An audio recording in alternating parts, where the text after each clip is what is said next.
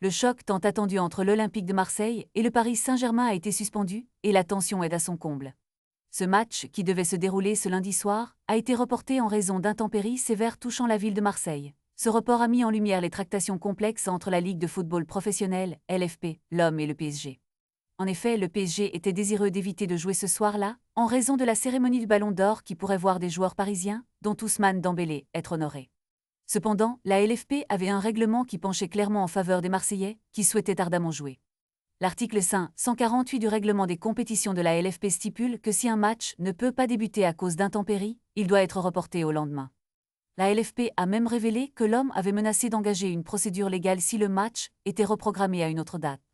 Cette menace a sans doute pesé lourd dans la balance, car la LFP a décidé de ne pas insister pour éviter des complications supplémentaires. Ce n'est pas la première fois que l'homme cherche à décaler un match, comme en témoigne la demande de report de la rencontre Lens-Marseille, qui n'a pas été acceptée, provoquant des tensions avec d'autres clubs. Alors que le climat s'échauffe, les dirigeants de la Ligue, notamment Vincent Labrune, se retrouvent sous le feu des critiques, avec Frank Msekour, le propriétaire américain de l'homme, appelant à un changement de direction. Ce climat d'opposition s'intensifie, l'homme cherchant à s'allier avec d'autres clubs pour faire entendre sa voix. Les supporters, les médias et les acteurs du football français sont en émoi, attendant impatiemment la suite des événements.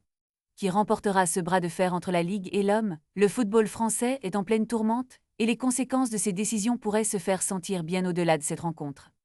Restez à l'écoute pour plus d'informations sur cette affaire qui ne fait que commencer.